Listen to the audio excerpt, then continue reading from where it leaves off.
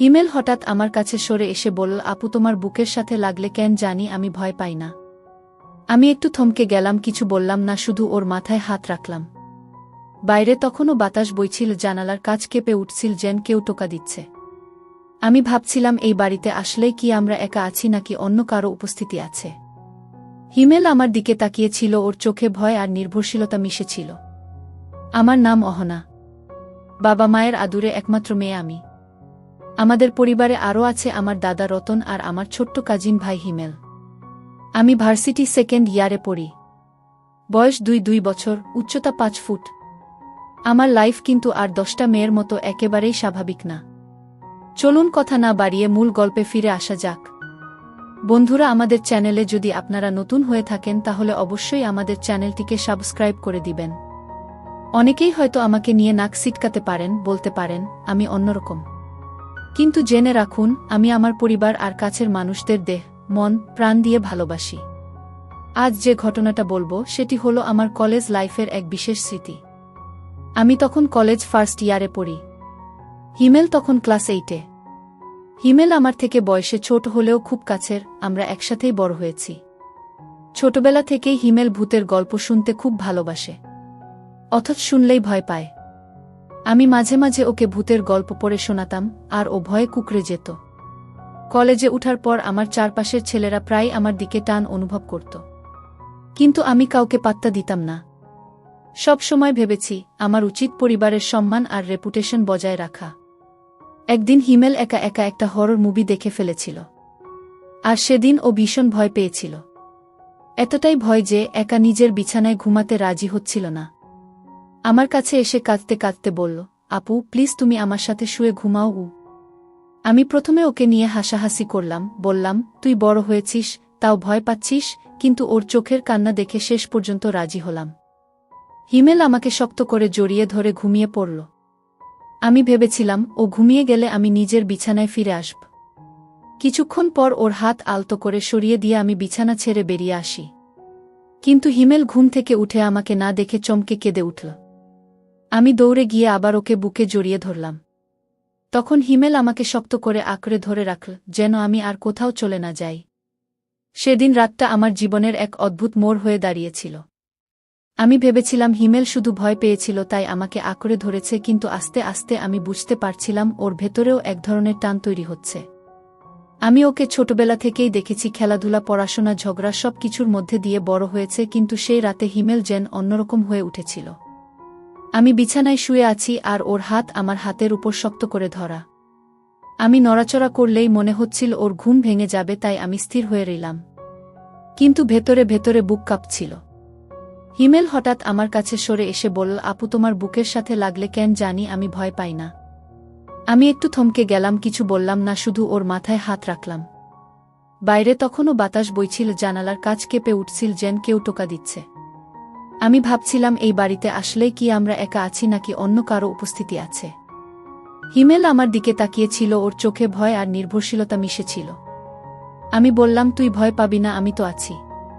হিমেল তখন আমার বুকের কাছে মুখ লুকিয়ে নিঃশ্বাস নিতে লাগল। সেই উষ্ণতা আমাকে কাঁপিয়ে দিচ্ছিল। আমি চোখ বন্ধ করে শুয়ে আছি, কিন্তু মনে হচ্ছিল প্রতিটি মুহূর্ত অনেক লম্বা হয়ে যাচ্ছে। রাত গভীর হচ্ছিল, ঘড়ির কাঁটা যেন থমকে আছে। হিমেল ঘুমাচ্ছিল না, সেটা আমি ওর নিঃশ্বাসের ভেতরেই টের পাচ্ছিলাম। আমি আস্তে করে বললাম, ঘুমাস না কেন? হিমেল ফিসফিস করে বলল, আমি ভয় পাই আপু, তুমি যদি আমার কাছে না থাকো আমি ঘুমাতে পারি না। আমি হাসলাম, কিন্তু হাসিটা যেন গলার ভেতর আটকে গেল, কারণ বুঝতে পারছিলাম এই টানটা আর শুধু ভয়ের না, এর ভেতরে অন্য কিছু আছে। আমি আবার ওর মাথায় হাত বুলালাম, ও যেন শান্ত হয়। কিন্তু হিমেল আমার হাত চেপে ধরে রাখল, বলল, আপু তুমি কোনোদিন আমাকে ছেড়ে যেও না। আমি থমকে গেলাম। এই কথাটা আমি আগে কখনো ওর মুখে শুনিনি। আমার চোখ ভিজে এল, কিন্তু আমি চেপে রাখলাম। আমি বললাম, বোকা, আমি তোকে কোথাও ছেড়ে যাব না। হিমেল আমার চোখের দিকে তাকিয়ে হাসল। সেই হাসিটা ছিল অদ্ভুত, যেন ওর ভেতরে এক নতুন মানুষ জেগে উঠেছে। রাত অনেকটা কেটে গিয়েছিল। আমি ঘুমাতে পারছিলাম না। মাঝে মাঝে মনে হচ্ছিল ঘরের ভেতরে অদৃশ্য কেউ হাঁটছে। আমি কানে ফিসফিস শব্দ পাচ্ছিলাম। হয়তো সেটা আমার মনের ভুল ছিল, কিন্তু প্রতিবার শব্দ হলেই হিমেল আরও শক্ত করে আমাকে জড়িয়ে ধরছিল। আর আমি আরও বেশি করে তাকে বুকে চেপে ধরছিলাম। একসময় মনে হচ্ছিল আমাদের দুজনের দেহমন এক হয়ে গেছে। আমার ভেতরে ভয় আর রোমাঞ্চ মিশে যাচ্ছিল। ভোর হতেই জানালা দিয়ে আলো এসে পড়ল। হিমেল তখনও আমার সাথে লেপ্টে আছে। ওর মুখে ঘুমের ছাপ, কিন্তু ওর হাত এখনও শক্ত করে আমার হাত ধরে আছে। আমি ধীরে ধীরে উঠে বসতে গেলাম, কিন্তু তখনই ওর চোখ খুলে গেল। ঘুম জড়ানো চোখে ও বলল, আপু তুমি কোথাও যাচ্ছ না তো? আমি মাথা নাড়লাম, না আমি যাচ্ছি না। হিমেল তৃপ্তির হাসি দিল, যেন পৃথিবীর সব শান্তি একসাথে পেয়েছে। সেই সকালে আমি আয়নায় নিজের মুখ দেখলাম। মনে হচ্ছিল আমি আর আগের অহনা নেই। হিমেলও আর শুধু ছোট ভাই বা কাজিনের মতো মনে হচ্ছিল না। আমাদের ভেতরে এক অদ্ভুত বন্ধন তৈরি হয়েছে, যেটাকে আমি শব্দে বুঝাতে পারব না। মনে হচ্ছিল আমাদের জীবন বদলে যেতে শুরু করেছে। সেদিন সকালটা অদ্ভুত কেটেছিল। আমি ভেবেছিলাম রাতের ঘটনাটা ভোর হলে ম্লান হয়ে যাবে, কিন্তু উল্টোটা হলো, আমার ভেতরে সেই রাতের স্মৃতি আরও শক্ত করে গেঁথে গেল। হিমেল নাস্তা করতে করতে বারবার আমার দিকে তাকাচ্ছিল। আমি চোখ ফেরালেই ওর চোখ আমার চোখে আটকে যেত। আমি ভেতরে ভেতরে কেমন যেন লজ্জা পাচ্ছিলাম, অথচ অদ্ভুত এক টান আমাকে আচ্ছন্ন করে রাখছিল। দুপুরে পড়তে বসেছিলাম। হিমেল পাশের চেয়ারে বসে হোমওয়ার্ক করছিল। হঠাৎ ও বলল, আপু তুমি জানো, তুমি না থাকলে আমার কিছুই ভালো লাগে না। আমি অবাক হয়ে তাকালাম। বললাম, আমি তো সব সময় আছি। তুই কেন এমন বলছিস? হিমেল মাথা নিচু করে বলল, কিন্তু রাতে যখন তুমি আমাকে ছেড়ে চলে গেলে তখন আমার মনে হচ্ছিল তুমি আমাকে ছেড়ে চলে গেছ। আমি ভয়ে কাঁদতে কাঁদতে ডেকে উঠেছিলাম। তুমি না এলে আমি হয়তো সারারাত কাঁদতাম। আমি স্তব্ধ হয়ে গেলাম। আমি বুঝতে পারছিলাম ওর ভয়টা শুধু ভূতের না, বরং ও আমাকে হারানোর ভয়ও পাচ্ছে। সেদিন বিকেলে আমি বারান্দায় বসেছিলাম। বাতাসে চুল উড়ছিল। হিমেল এসে পাশে বসল। কোনো কথা বলল না, শুধু নিঃশব্দে আমার হাত ধরল। আমি চমকে তাকালাম, কিন্তু ওর চোখে যে নির্ভরশীলতা ছিল তা দেখে আমি হাত ছাড়াতে পারলাম না। আমার বুকের ভেতর কাঁপুনি হচ্ছিল। চারপাশের মানুষ হয়তো একে স্বাভাবিক ভাইবোনের সম্পর্ক বলেই ভাবত, কিন্তু আমি জানতাম এর ভেতরে অন্য কিছু জন্ম নিচ্ছে। রাতে আমি সিদ্ধান্ত নিয়েছিলাম আর হিমেলের ঘরে যাব না। কিন্তু যখন আলো নিভে গেল, হিমেল এসে আমার দরজায় টোকা দিল। কাপা গলায় বলল, আপু প্লিজ, আমি একা ঘুমাতে পারছি না। আমি দরজা খুলে ওকে ভেতরে নিলাম, কিন্তু বললাম, আজকে এখানে আমার ঘরেই ঘুমাবি। আমি আবার তোমার ঘরে যাচ্ছি না। হিমেল খুশিতে মাথা নাড়ল। এসে আমার বিছানায় শুয়ে পড়ল। আমি ভেবেছিলাম হয়তো কিছুক্ষণ পর ঘুমিয়ে পড়বে, কিন্তু ও আবার আমার হাত ধরে রাখল। বলল, আপু তুমি যদি হাত ছাড়ো আমি ঘুমাতে পারব না। আমি দীর্ঘশ্বাস ফেললাম, আর হাত ছাড়ালাম না। ঘরের ভেতরে নীরবতা নেমে এসেছিল। বাইরে কুকুর ডাকছিল, বাতাসে পর্দা উড়ছিল। হিমেলের গরম নিঃশ্বাস আমার কাঁধে লাগছিল। আমার শরীরের ভেতরে অদ্ভুত শিহরণ হচ্ছিল। আমি জানতাম এ অনুভূতিকে স্বাভাবিক বলা যাবে না, তবুও আমি নিজেকে থামাতে পারছিলাম না, কারণ হিমেলের সেই নির্ভরশীল দৃষ্টি আমাকে একেবারে ভেঙে দিচ্ছিল। আমি শুধু ভাবছিলাম, আমি কি ঠিক করছি না, ভুল? কিন্তু সেই মুহূর্তে সঠিক ভুলের হিসাব করার মতো মন আমার ছিল না। আমি শুধু অনুভব করছিলাম আমার চারপাশের সবকিছু থেমে গেছে, আর শুধু আমি আর হিমেল আছি। সেই রাত থেকে আমাদের ভেতরে এক অদ্ভুত বোঝাপড়া তৈরি হল। দিনে আমরা স্বাভাবিকের মতোই থাকতাম, কেউ টের পেত না, কিন্তু রাতে আমরা দুজনই অপেক্ষা করতাম আলো নিভে যাওয়া আর একসাথে থাকার জন্য। আমি জানতাম এ পথ বিপজ্জনক, তবুও আমি পিছু হটতে পারছিলাম না, কারণ এক অজানা রোমাঞ্চ আমার ভেতরে জেগে উঠেছিল। আর হিমেল তো আরও বেশি করে আমাকে আঁকড়ে ধরছিল, যেন আমি ওর ভেতরের একমাত্র ভরসা। এরপর থেকে রাতগুলো আমার কাছে আর আগের মতো ছিল না। প্রতিদিন সন্ধ্যা নামলেই আমার বুকের ভেতর কেমন যেন ধকধক করত। আমি জানতাম হিমেল আসবে আমার ঘরে, কিংবা আমি ওর কাছে যাব। আমরা দুজনেই যেন নীরব বোঝাপড়ায় আবদ্ধ হয়ে পড়েছিলাম। হিমেল ছোট হলেও ওর চোখে তখন এক অদ্ভুত পরিণত ভাব ফুটে উঠত। আমি যখন বই খুলে পড়তে বসতাম, ও এসে নিঃশব্দে পাশে বসত। কোনো কথা বলত না, শুধু হাতটা আলতো করে ধরত। আমি বই পড়ার ভান করতাম, কিন্তু মন বইয়ের অক্ষরের মধ্যে থাকত না। মন চলে যেত হিমেলের সেই গরম হাতের দিকে। এক রাতে আমি আলো নিভিয়ে বিছানায় শুয়ে আছি। হিমেল আস্তে আস্তে এসে আমার পাশে শুয়ে পড়ল। ওর মুখে তখন মৃদু হাসি। বলল, আপু, আমি জানি তুমি রাগ করো, কিন্তু তোমাকে ছাড়া আমার একদম ঘুম আসে না। আমি কিছু বললাম না, শুধু চুপচাপ শুয়ে থাকলাম। কিছুক্ষণ পর ও আলতো করে আমার গায়ের উপর হাত রাখল। আমি চমকে উঠলেও কিছু বললাম না। ভেতরে ভেতরে শরীর কেঁপে উঠল। অদ্ভুত এক রোমাঞ্চ আমার ভেতরে বয়ে গেল। রাত যত গভীর হচ্ছিল হিমেলের সাহস যেন তত বাড়ছিল। ও নিঃশব্দে আমার গলার কাছে মুখ আনল। আমি শ্বাস আটকে গেল, তবুও কিছু বললাম না, শুধু চোখ বন্ধ করলাম। আমি অনুভব করলাম ওর উষ্ণ নিঃশ্বাস আমার গলায় লেগে আছে। আমার বুকের ভেতর এক অদ্ভুত উত্তেজনা জমা হচ্ছিল। আমি হাত বাড়িয়ে ওর মাথায় হাত রাখলাম, যেন বোঝাতে চাইছি আমি ওর কাছে আছি। হিমেল তখন আমার গা জড়িয়ে ধরল, আর আমি অনুভব করলাম আমাদের মাঝে অদৃশ্য এক দেয়াল ভেঙে যাচ্ছে। আমরা কেউই কিছু বলতাম না, তবুও নীরবতার ভেতরে সব বলা হয়ে যেত। হিমেলের হাত আমার আঙুলগুলো শক্ত করে ধরে থাকত। আমি চাইলে ছাড়াতে পারতাম, কিন্তু ছাড়াতাম না, কারণ সেই উষ্ণ স্পর্শের ভেতরে আমি নিজের অদ্ভুত শান্তি খুঁজে পেতাম। ভেতরে ভেতরে জানতাম এটা কাউকে বলা যাবে না, কাউকে বোঝানোও যাবে না। এটা আমাদের গোপন, এটা আমাদের রাতের নীরবতা আর গোপন রোমাঞ্চ। প্রতিদিন রাতে একই দৃশ্য ঘটত। আমরা স্বাভাবিকের মতো কথা বলতাম, হেসে খেলতাম, কিন্তু আলো নিভলেই সব বদলে যেত। আমি তখন শুধু অহনা থাকতাম না, হিমেলের জন্য হয়ে যেতাম একমাত্র ভরসা, একমাত্র মানুষ যাকে আঁকড়ে ধরলে ও শান্তি পায়। আর আমিও শান্তি পেতাম ওর বুকের ধ্বনি শুনে। আমরা একে অপরের ভেতর ডুবে যেতাম। ভোর হলে আমরা দুজনেই যেন আবার মুখোশ পরে নিতাম, যেন কিছু হয়নি। কিন্তু আমাদের চোখে চোখ পড়লেই বোঝা যেত আগের রাতের নীরবতা এখনও আমাদের শরীর জুড়ে রয়ে গেছে।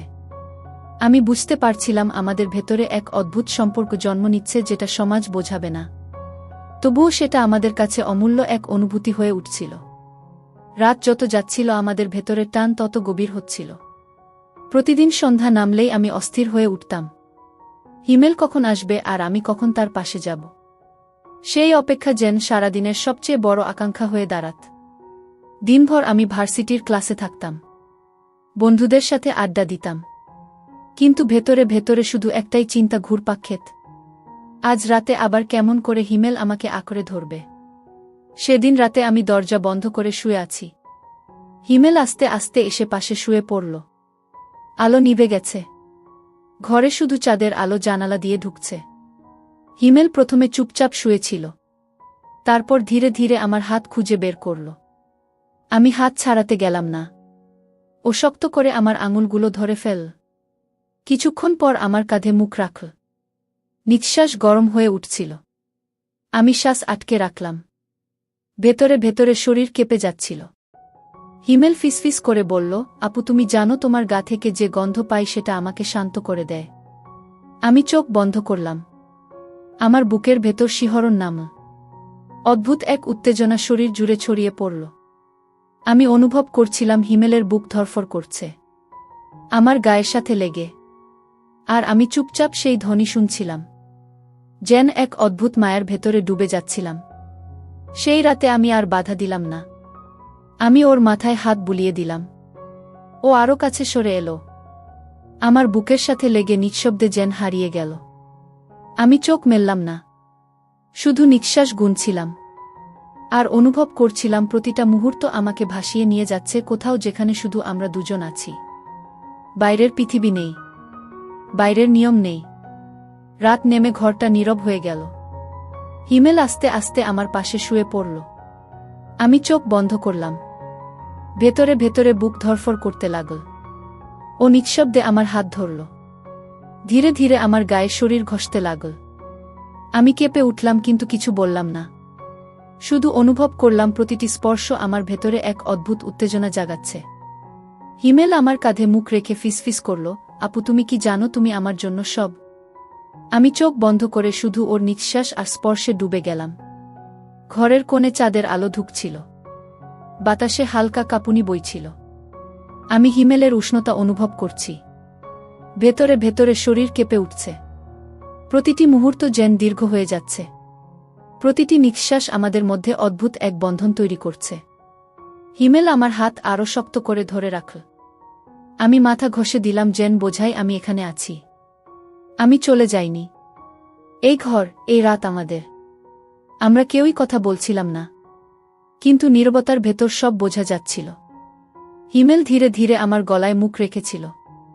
আমি কেঁপে উঠলাম, কিন্তু শরীর আর মন পুরোপুরি ওর দিকে মেলে গেছে। ভেতরে ভেতরে মনে হচ্ছিল আমাদের মধ্যে কোনো নিয়ন্ত্রণ নেই।